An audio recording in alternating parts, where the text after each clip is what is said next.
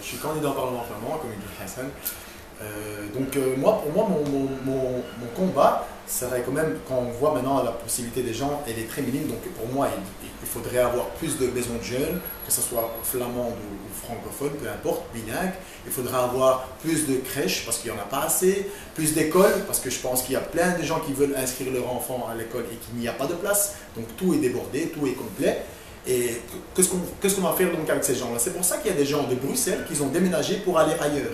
Donc il ne faut pas oublier qu'on a perdu beaucoup de gens de Bruxelles, donc des gens qui habitaient donc à Bruxelles, qui étaient bien, parce que bon, ils habitaient à Bruxelles, donc ils travaillaient à Bruxelles, mais maintenant ils ont dû déménager pour des raisons ou d'autres. Mais je comprends, vu que ces gens-là, ils sont perdus avec leurs enfants ils arrivent à un âge où ils doivent aller à l'école, on ne trouve pas de place pour ces gens-là. Donc je pense que moi, mon but quand même en premier, donc, comme j'habite le quartier nord, donc à Saint-Just, je pense qu'il y a beaucoup de gens qui ont ce problème-là. Donc s'il y a des gens qui parlent français, néerlandais, parfois même l'anglais, l'arabe, le turc, et qui ne trouvent pas de boulot. On ne donne pas la chance à ces jeunes-là. Pourquoi on n'aurait pas la chance à ces jeunes-là? Parce que ces jeunes-là ne demandent pas mieux de travailler. Alors qu'est-ce qui se passe? Je pense que les jeunes qui ne travaillent pas, ils sont au chômage. Maintenant, on dit qu'ils veulent donc diminuer le chômage, donc mettre les gens directement, donc exclure les gens du chômage pour les mettre. On va les mettre où ces gens-là? Au CPS, je pense que ce n'est pas vraiment une solution. Je pense que ces gens-là ne voudront pas aller non plus au CPS, car il y a beaucoup de gens qui n'acceptent pas d'aller au CPS. Donc je pense qu'il faudrait tout, pour moi personnellement, trouver quand même une solution à ce problème-là. Ce serait donc de prendre ces gens-là, éventuellement de leur donner du boulot. Je pense qu'ils ne sont pas difficiles. Je pense que tout le monde voudrait travailler. Si on donne la chance à ces jeunes-là, ou aux gens qui veulent travailler, tout le monde est prêt, tout le monde veut prendre. Il n'y a personne qui va dire je ne veux pas travailler. Car la vie, c'est travailler, c'est la santé. Si tu ne travailles pas, tu n'as pas de santé. Vu que tu restes à la maison, ce n'est pas une solution. Et je pense qu'en restant dans les rues, c'est aussi pas une solution. Dans les cafés, encore moins. Je pense que tout le monde voudrait un job et travailler et construire une famille. Car il y a de plus en plus de jeunes qui se marient très tard. Pour quelle raison? Je vais vous dire pour quelle raison. Parce que ces gens-là n'ont pas les moyens de se marier.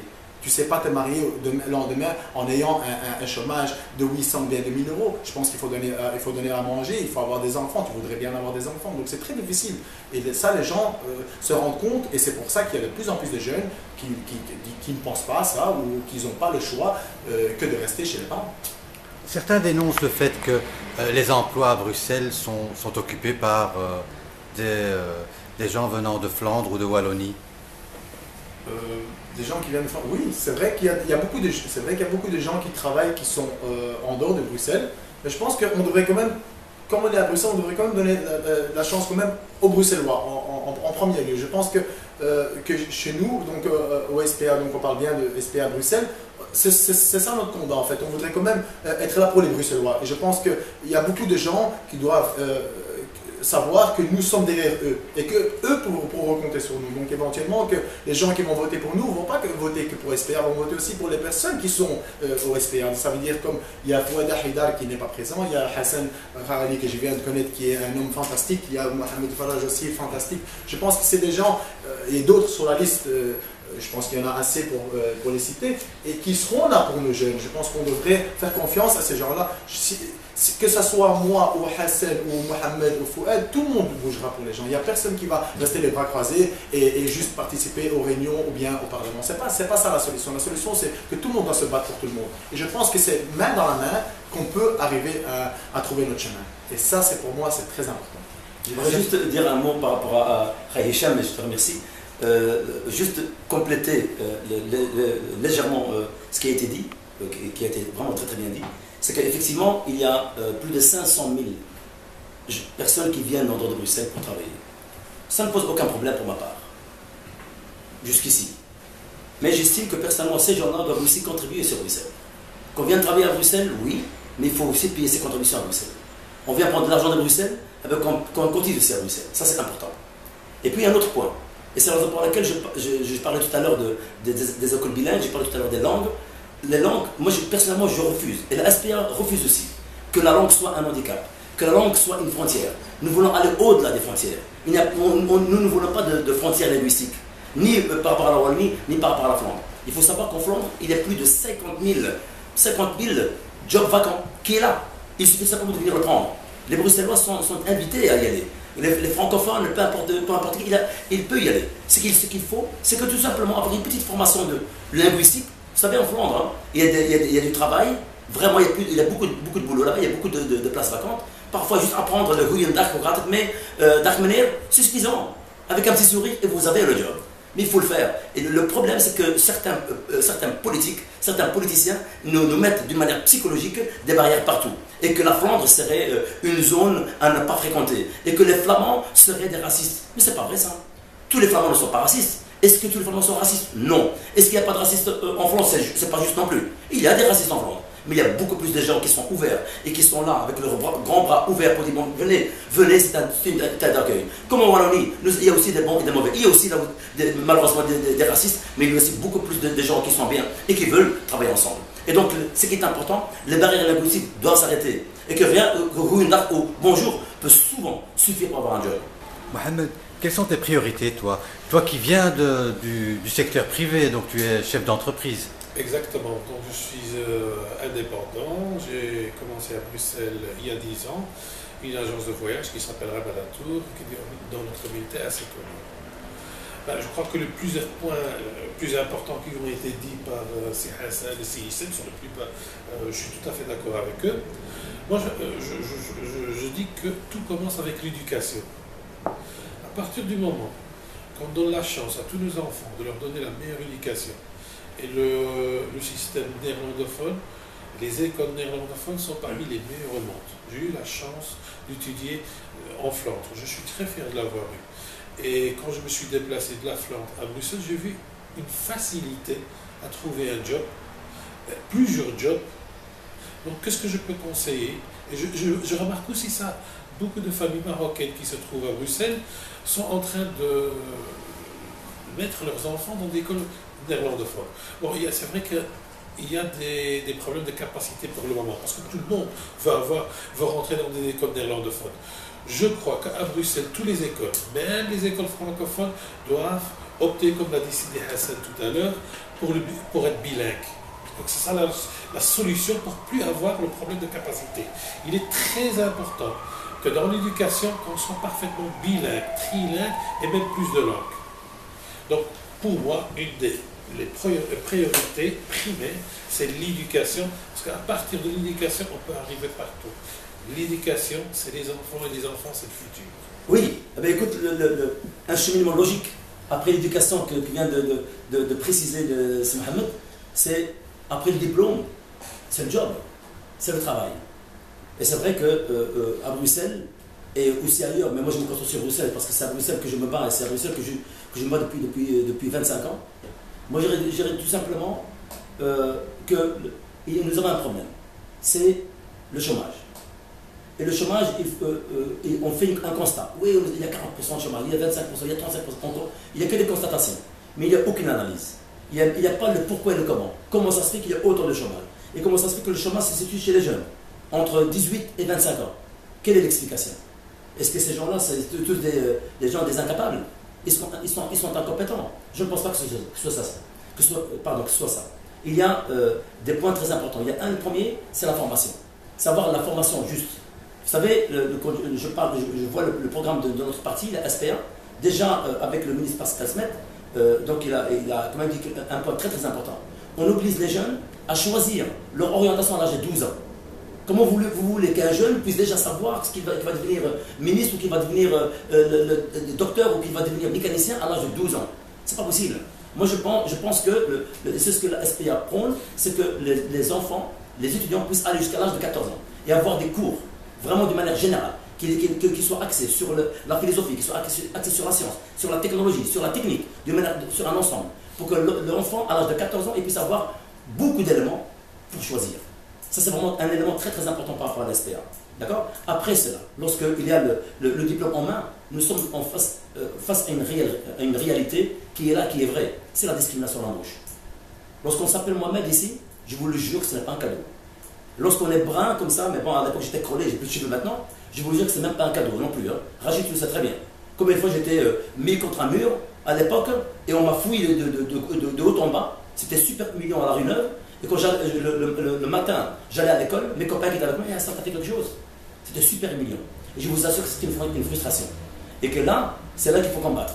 Aujourd'hui, oui, on parle effectivement des CV anonymes. Mais ça ne change rien. Les CV anonymes, Oui, c'est vraiment un premier départ. Mais lorsque vous êtes devant l'interview, vous portez un foulard, vous vous appelez Mohamed, vous êtes brun, vous avez un problème. Ce qui est important, il faut combattre cela. Il faut combattre justement la discrimination et le racisme qui existe encore. Et moi, je vous le jure que je peux me fâcher maintenant. Je peux réellement me fâcher. Ça fait 50 ans que mes parents sont là. Ça fait 50 ans. 1964, mon père est arrivé. Et aujourd'hui encore, on parle de racisme, on parle de tu es différent, on parle de l'islam. Mais parfois, il y a des gens qui me disent quoi, le ramadan, vous ne pouvez pas manger? Yo, réveille-toi. Est-ce que tu étais gelé comme avec le film de Louis de Funès ou quoi? 50 ans, tu ne sais même pas ce que c'est le ramadan? Alors que moi, j'ai lu ta Bible. La Bible, je la connais. Je l'ai lu, la Bible. Et je sais que c'est quoi le carême, 40 jours. Et je sais ce que tu peux manger, tu ne peux pas manger. Et toi, tu me poses la question si oui ou non, est-ce que pendant le ramadan, on peut manger, on ne peut pas manger? La réalité, elle est là. C'est que, un, il faut arrêter la discrimination. Deux, il faut donner une formation adéquate. 3, il faut que nos enfants puissent être capables de choisir. L'âge de 14 ans, 12 ans, c'est trop tôt. D'accord? Et lorsque nos enfants, pendant qu'ils sont aux études et qu'ils sont à l'université, il faut obliger les patrons, dans le privé, à ouvrir les portes pour que nos enfants, et ça c'est le programme de la SPA, pour que les étudiants puissent avoir une expérience, qu'ils puissent avoir des stages continus pendant qu'ils sont en train d'étudier de la première année jusqu'à la 4e université. À ce moment-là, on ne va pas leur demander quelle est votre expérience extrêmement dans le CV. Mais c'est inimaginable. On demande à quelqu'un, après 4 ans d'université, oui, mais si vous voulez travailler, il faut quand même de l'expérience. Mais il va faire son expérience où ça? Sur la Lune? Il ne faut pas rêver. Donc la SPA dit il faut obliger les patrons, les entreprises, que ce soit au niveau de la région ou au niveau privé, les obliger à ce que les étudiants puissent faire leur stage continu. Comme ça, lorsqu'ils montent un CV, ils ont de l'expérience. Ça, c'est vraiment très important. Est-ce pour ça que c'est la première fois, je pense, que la SPA présente sur ses listes une candidate voilée, qui porte le voile? Écoutez, ça me fait sourire, c'est ce que vous voulez dire. Nous, ce n'est pas la SPA qui a mis une fille sur une liste, c'est une fille qui est engagée. Saleha Raïs, c'est une fille engagée et elle est attachée ministérielle depuis des années. Elle travaille chez le ministre Van der Noot depuis des années. Et elle a toujours porté son voile. C'est un choix libre. Et elle a été engagée par rapport à ses compétences. Et pas par rapport à un foulard qu'elle porte. Et depuis des années, elle était tout simplement derrière le rideau. Et il faut aussi savoir que c'est une militante. Elle est vice-présidente de ma section Molenbeek.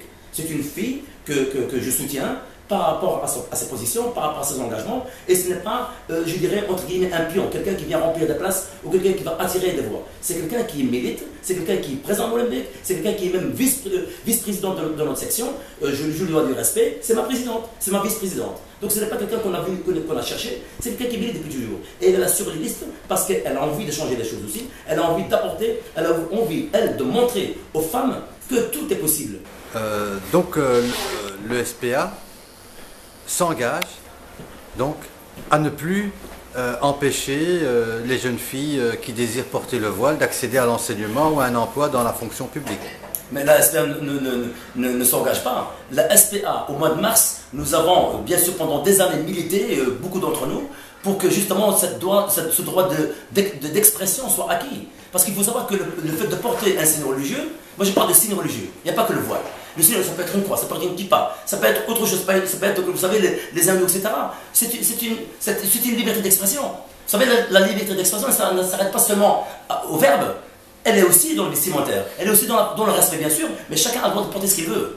Et donc la SPA, au mois de mars dernier, nous avons voté une loi au sein de notre parti.